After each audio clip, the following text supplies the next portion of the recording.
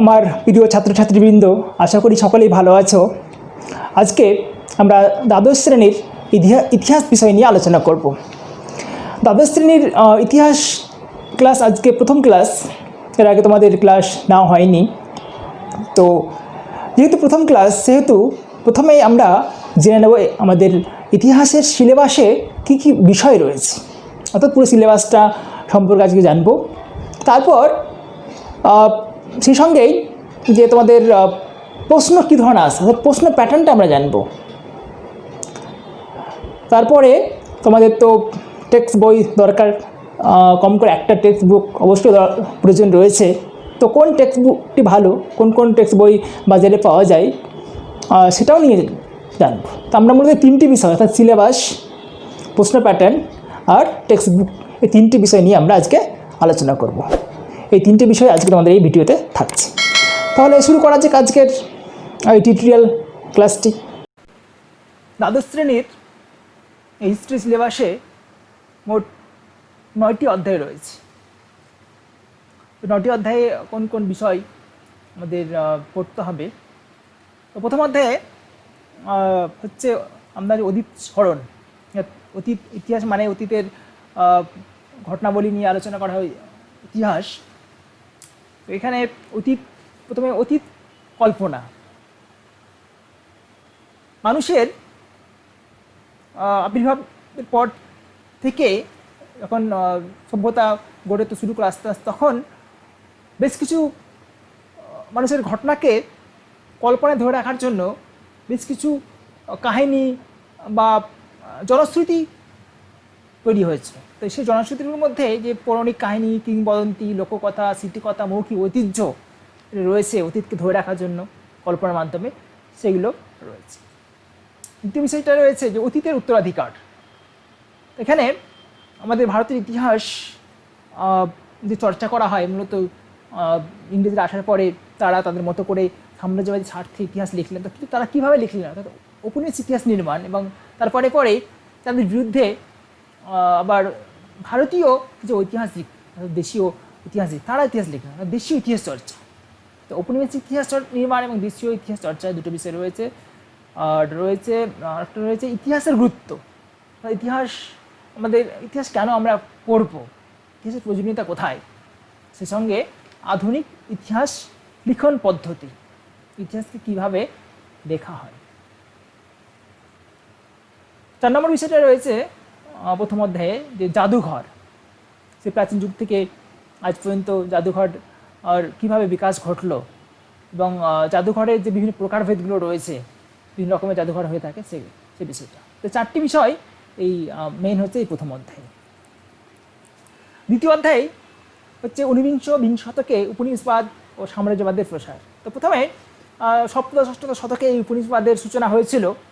ইউরোপের যে বিভিন্ন শক্তিশালী রাষ্ট্রগুলো, Portugal, Dutch, Spain, England, France, এই যে রাষ্ট্রগুলো, তারা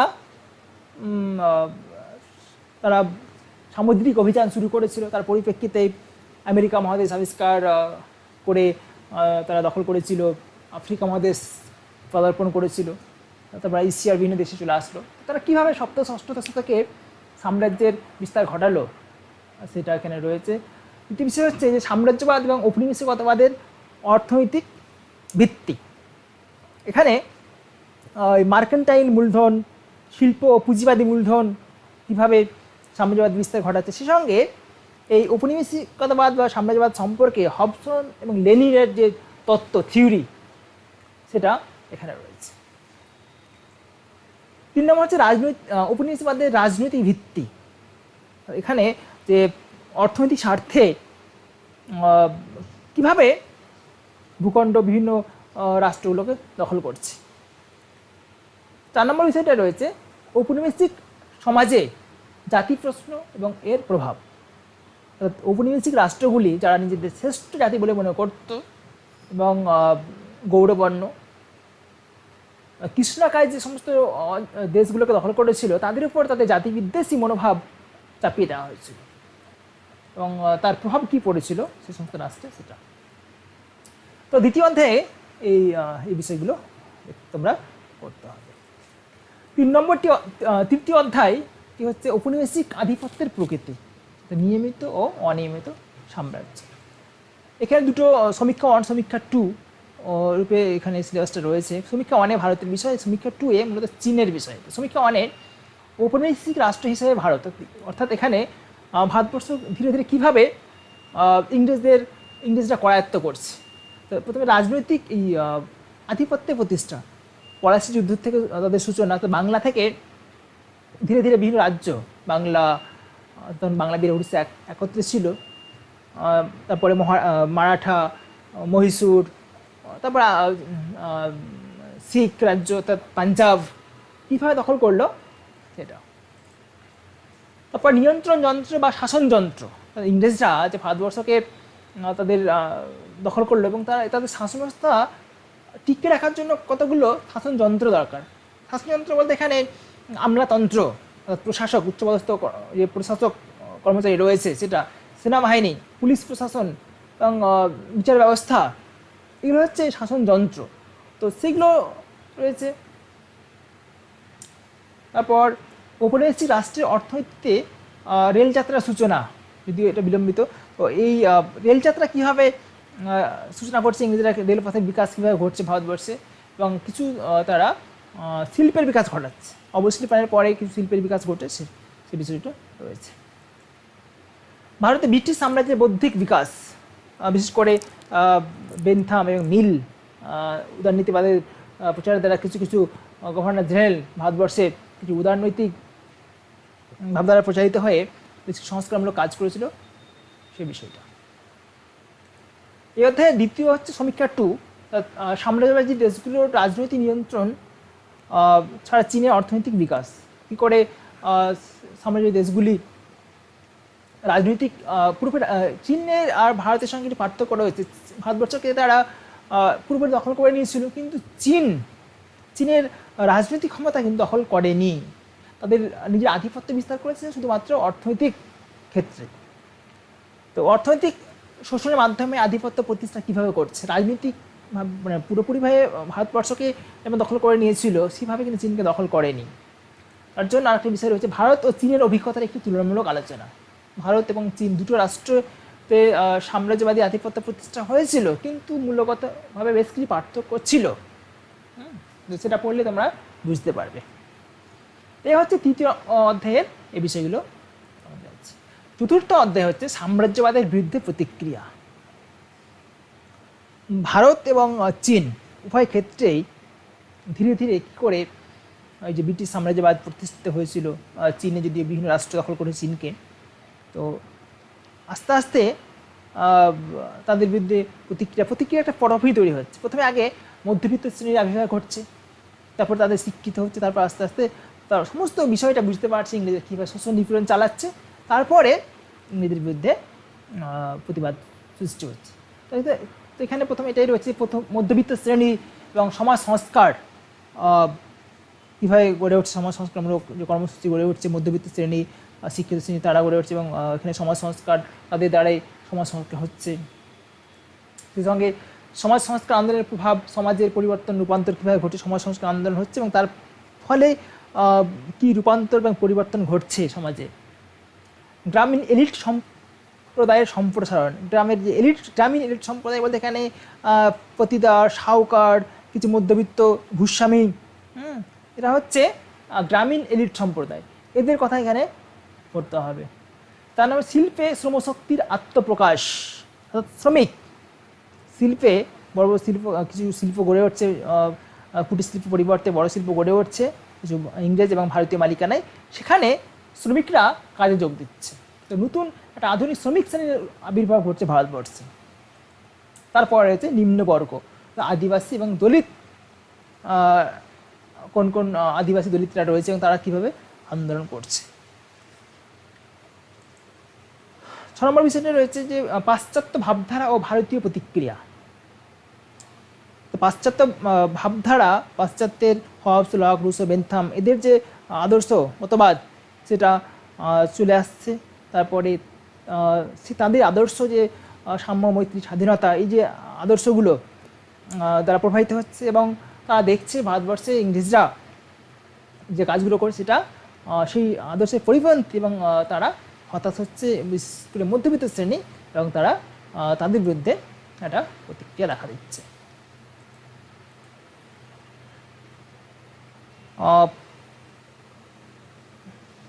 পঞ্চম অধ্যায় যে বিষয়গুলো রয়েছে সেটা হচ্ছে যে উপনিবেশিক ভারতের শাসন। এখানে ভারত শাসন আইন, অনেকগুলো ভারত শাসন আইন তারা করেছিল। আমাদের যেমন মল্লে-মিন্টো শাসন সংস্কার 1909 খ্রিস্টাব্দে হয়েছিল, এটা মন্টেগ চেমসফোর্ড শাসন সংস্কার, তারপরে ভারত শাসন আইন। তো পঞ্চম অধ্যায়ে এই বিষয়গুলো রয়েছে। তারপর রয়েছে যে রাষ্ট্রীয় উদ্যোগে মত প্রকাশ স্বাধীনতা দমন। ঔপনিবেশিক রাষ্ট্র, ঔপনিবেশিক শাসকরা ভারতের বিশেষ করে মত বাক স্বাধীনতা কেনার জন্য আইন নিয়ে এসেছে। তার মধ্যে সব থেকে কুখ্যাত আইন হচ্ছে রাওলাট আইন। তারপর রাওলাট আইনের পরিপ্রেক্ষিতে যে জালিয়ানওয়ালাবাগের হত্যাকাণ্ড হয়েছিল 1919 খ্রিস্টাব্দে 13 এপ্রিল, সেটাও এখানে রয়েছে। তারপর মিরাট ষড়যন্ত্র মামলা ঘটছে। হিন্দু মুসলিম সম্পর্ক, ব্রিটিশ রাজ। তো হিন্দু মুসলমানের মধ্যে ডিভাইড বা বিভাজন ও শাসন নীতি কীভাবে ডিভাইডেড অ্যান্ড রুল পলিসির মাধ্যমে হিন্দু মুসলমানের মধ্যে সাম্প্রদায়িকতা বৃদ্ধি করছে এবং উভয় সম্প্রদায়ের মধ্যে একটা বিচ্ছেদ সৃষ্টি হচ্ছে, সেটাও রয়েছে। তারপরে যে হচ্ছে দেশীয় রাজ্য ও ব্রিটিশ সরকার।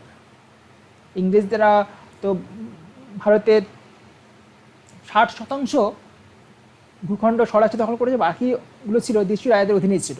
তো এই দেশীয় রাজ্যগুলোকে দখল করার জন্য বেশ কিছু নীতি ইংরেজরা নিয়েছিল, যেমন অধীনতামূলক মিত্রতা নীতি, সত্ত্ব বিলোপ নীতি, ঠিক আছে, এই বিষয়গুলো এখানে রয়েছে। সেই সঙ্গে প্রথম বিশ্বযুদ্ধের আগে পরে দেশীয় রাজ্যগুলির সঙ্গে ব্রিটিশদের কী সম্পর্ক, সেই বিষয়টা রয়েছে। এবার যুক্তরাষ্ট্র গঠনের পরিকল্পনা ও দেশীয় রাজ্যসমূহ। তখন শেষের দিকে 1857 সালের পর ইংরেজরা আর কোনো দেশীয় রাজ্য দখল করেনি। তো তখন যুক্তরাষ্ট্র গঠনের পরিকল্পনা আসছে 1935 খ্রিস্টাব্দের পরে। তো কীভাবে গঠন করা হবে দেশীয় রাজ্যগুলির সমেত ব্রিটিশ শাসিত প্রদেশ এবং দেশীয় রাজ্য উভয়গুলোকে নিয়ে যে যুক্তরাষ্ট্র গঠন করা হবে, তার প্ল্যানিং কীরকম হবে সেটা রয়েছে। পঞ্চম অধ্যায়ে আর রয়েছে যে 1914 খ্রিস্টাব্দ থেকে 1945 খ্রিস্টাব্দ পর্যন্ত অর্থনৈতিক নীতি। এখানে প্রথম বিশ্বযুদ্ধের পর সীমিত শিল্পায়ন হচ্ছে, প্রথম বিশ্বযুদ্ধের পর মুদ্রা নিয়ন্ত্রণ ইন্ডিয়া চালু করে সেটা, তারপরে দুর্ভিক্ষের সময় উচ্চহারে কর আদায়, সেসঙ্গে বাংলার মনান্তর হচ্ছে সেটা। তো এই বিষয়গুলো রয়েছে মূলত পঞ্চম অধ্যায়ে। ষষ্ঠ অধ্যায়ে হচ্ছে দ্বিতীয় বিশ্বযুদ্ধ এবং উপনিবেশ সমূহ। ষষ্ঠ অধ্যায় যে বিশেষ করে দুটো যে ভারতবর্ষে দ্বিতীয় বিশ্বযুদ্ধের পরে ভারতবর্ষ সহ বিভিন্ন জায়গায় ব্রিটিশ বিরোধী বা উপনিবেশিকতা বিরোধী একটা ব্যাপক আন্দোলন শুরু হচ্ছে এবং শেষ পর্যন্ত তারা বিভিন্ন উপনিবেশগুলোকে স্বাধীন করে দিতে বাধ্য হচ্ছে। দ্বিতীয় বিশ্বযুদ্ধ এবং তার পরবর্তীকালে যে এরকম স্বাধীনতা আন্দোলন শুরু হচ্ছে সেটা। তো প্রথমে ভারত 1940 থেকে 40 খ্রিস্টাব্দ পর্বে যে ঘটনাগুলো, নীল প্রস্তাব বা আগস্ট প্রস্তাব, ফিফথ মিশন, ভারত ছাড়ো আন্দোলন বা আগস্ট আন্দোলন, সুভাষচন্দ্র বসু এবং আজাদ হিন্দ ফৌজ, নৌ বিদ্রোহ, ক্ষমতা হস্তান্তর পটভূমি, অর্থাৎ যে ভারতবর্ষকে স্বাধীন করে দিচ্ছে সেই বিষয়টা, মন্ত্রী মিশন বা ক্যাবিনেট মিশন, গণপরিষদ এবং মাউন্ট ব্যাটেনের আলোচনা এবং সে সঙ্গে মাউন্ট ব্যাটেনের ক্ষমতা হস্তান্তর এবং সে সঙ্গে ভারতীয়দের প্রতিক্রিয়া কী হচ্ছে এটা রয়েছে। ষষ্ঠ অধ্যায় আর কি রয়েছে? ষষ্ঠ অধ্যায় আর রয়েছে জাপান ও দ্বিতীয় বিশ্বযুদ্ধ। এখানে তোমাদের পড়তে হবে যে জাপান নীতি নিয়েছিল এশিয়াবাসীদের জন্য, এশিয়াতে অন্য কোনো এশিয়া বহির্ভূত অন্য কোনো রাষ্ট্রের হস্তক্ষেপ সে মেনে নেবে না। তারপরে জাপান চীন সম্পর্ক, দক্ষিণ পূর্ব এশিয়া জাপানের অগ্রসরতা, জাপান দক্ষিণ পূর্ব এশিয়া বেশ কিছু রাষ্ট্র দখল করছে যেগুলো ব্রিটিশদের উপনিবেশ ছিল, সেগুলো দখল করে নিচ্ছে। জাপানের সঙ্গে আজাদ হিন্দ ফৌজের যোগসূত্র, এগুলো হচ্ছে ষষ্ঠ অধ্যায়। এবার ষষ্ঠ অধ্যায়ে আরও একটা বিষয় রয়েছে, দক্ষিণ পূর্ব এশিয়ায় ইউরোপীয় উপনিবেশের অপরিবর্তিত অবস্থা। এখানে ইন্দো চীন এবং ইন্দোনেশিয়া এই দুটো দেশের কথা এখানে রয়েছে। সপ্তম অধ্যায় হচ্ছে ঠান্ডা লড়াইয়ের যুগ। ঠান্ডা লড়াই হয়েছিল রাশিয়া এবং আমেরিকার মধ্যে। তো সেই সময়কালীন ঠান্ডা যুদ্ধ চলাকালীন সময়ে যে বিশ্বের বিভিন্ন ঘটনাবলী সেগুলো রয়েছে। এখানে কী পড়তে হবে তোমাদের? ঠান্ডা লড়াই, ঠান্ডা লড়াই যে তাত্ত্বিক ভিত্তি, মূল যে আদর্শগত লড়াই ছিল এটা, সেই বিষয়টা। তারপরে ঠান্ডা লড়াইয়ের সূচনা অর্থাৎ প্রেক্ষাপট, তারপর 1942 খ্রিস্টাব্দ থেকে 1948 খ্রিস্টাব্দের পর্যন্ত ঠান্ডা লড়াইয়ের অগ্রগতি কীভাবে ঘটছে, ট্রুম্যান নীতি, তারপরে মার্শাল প্ল্যান, সামরিক জোট, এই সমস্ত বিষয়গুলো কিন্তু ঠান্ডা লড়াই পর্বে হচ্ছে। ঠান্ডা লড়াইয়ের প্রভাব, বার্লিন সংকট, রাশিয়ার অধীন পূর্ব ইউরোপ, রাশিয়া এই ঠান্ডা লড়াই পর্বেই পূর্ব ইউরোপের রাষ্ট্রগুলিকে নিজের নিয়ন্ত্রণ নিয়ে আসছে, যে বিষয়টা। সুয়েজ সংকট, কিউবার ক্ষেপণাস্ত্র সংকট, কোরিয়া সংকট, আর হচ্ছে ভিয়েতনাম সংকট। এগুলো সবই হচ্ছে এই ঠান্ডা লড়াই পর্বের ঘটনা। তাছাড়া এই অধ্যায়ে রয়েছে পরমাণু অস্ত্র প্রতিযোগিতা এবং শান্তি প্রক্রিয়া। আস্তে আস্তে বিভিন্ন রাষ্ট্র পরমাণু শক্তিধর হয়ে উঠছে, এবং সেই সঙ্গেই আবার পরমাণু শক্তিধর হওয়ার পরে পরেই যাতে এই পরমাণু নিয়ন্ত্রণ করা যায় তার প্রচেষ্টা। সেই সঙ্গে জোট নিরপেক্ষ নীতি, বিশেষ করে ভারতের যা বিশেষ ভূমিকা ছিল জোট নিরপেক্ষ নীতি গ্রহণের ক্ষেত্রে।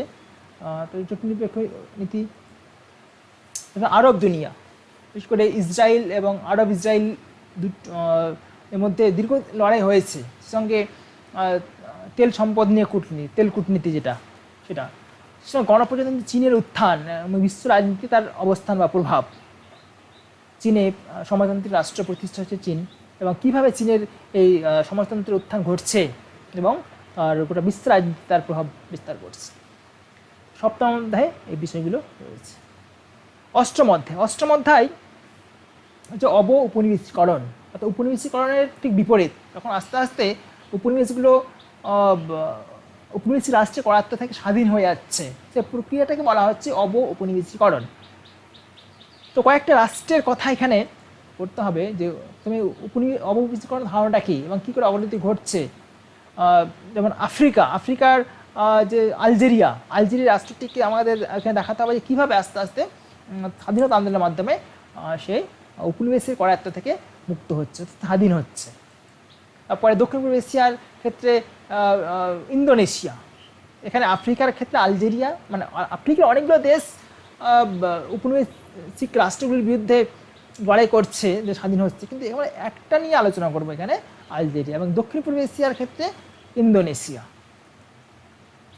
তারপর দক্ষিণ এশিয়া জাতি সংগঠন, দক্ষিণ এশিয়ার তুলনায় এখানে মূলত পড়তে হবে আমাদের যে বিষয়গুলো, যে দক্ষিণ এশিয়ায় তুলনামূলক রাজনৈতিক অভিজ্ঞতা আর ভারতের অর্থনৈতিক সংগঠন, বিশেষ করে সার্ক, তারপরে আঞ্চলিক সহযোগিতা সংস্থা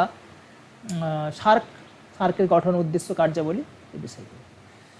তো এই হচ্ছে অষ্টম নবম অধ্যায়টা তোমাদের এখান থেকে কোনো প্রশ্ন হয় না। এটা হচ্ছে প্রজেক্ট ওয়ার্ক, মানে প্রজেক্টের বিভিন্ন বিষয় তোমাদের 20 মার্কের প্রজেক্ট করতে হয়।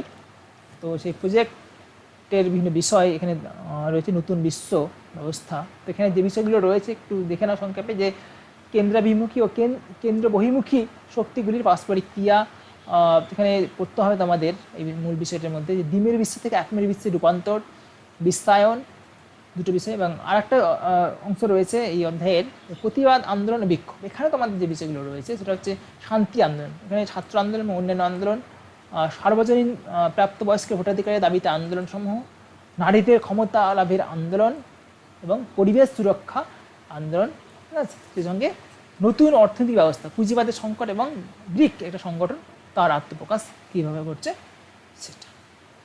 তো এই হচ্ছে তোমাদের এই 9টে অধ্যায়ের সিলেবাস। নবম অধ্যায়টা তোমাদের বললাম যে এটা তোমাদের প্রশ্ন লিখতে আসতে না, এখানে এই বিষয়গুলো প্রজেক্ট করতে হয়।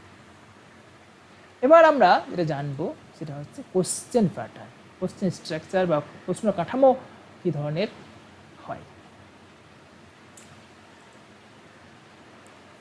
তো 8টা অধ্যায় থেকে বললাম যে প্রশ্ন হয়, তো এখানে এমসিকিউ সঠিক উত্তরটি নির্বাচন করে এই ধরনের এসে শর্ট অ্যান্সার টাইপের কোশ্চেন এবং ডিসক্রাইব টাইপের বড় প্রশ্ন, সে 8 মার্ক হতে পারে, কিন্তু 4+4 করে আমায় হতে পারে।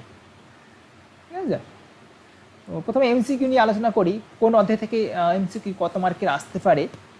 তো প্রথম অধ্যায়ে অতীত স্মরণ, এখানে দুটো প্রশ্ন আসে, 2 নাম্বার দুটো প্রশ্ন আসবে। দ্বিতীয় অধ্যায় থেকে আসবে এখানেও দুটো প্রশ্ন। তৃতীয় অধ্যায় থেকে আসবে 3টে প্রশ্ন এমসিকিউ। চতুর্থ অধ্যায় থেকেও 3টে আসবে। আর এখানে তোমাদের অগ্নিভাগ থেকে আসবে না। তারপরে দ্বিতীয় বিশ্বযুদ্ধ পরিবেশ সমূহ থেকে 4টে আসবে। আর 7 নম্বর অধ্যায় থেকে আসবে 3টে। আমাদের বিশেষ করে যেটা বলছিলাম যে চতুর্থ অধ্যায়, পঞ্চম অধ্যায় থেকে আসবে 3টে আসবে, এখানে মিস্টেক হয়েছে, এখানে 3টে আসবে।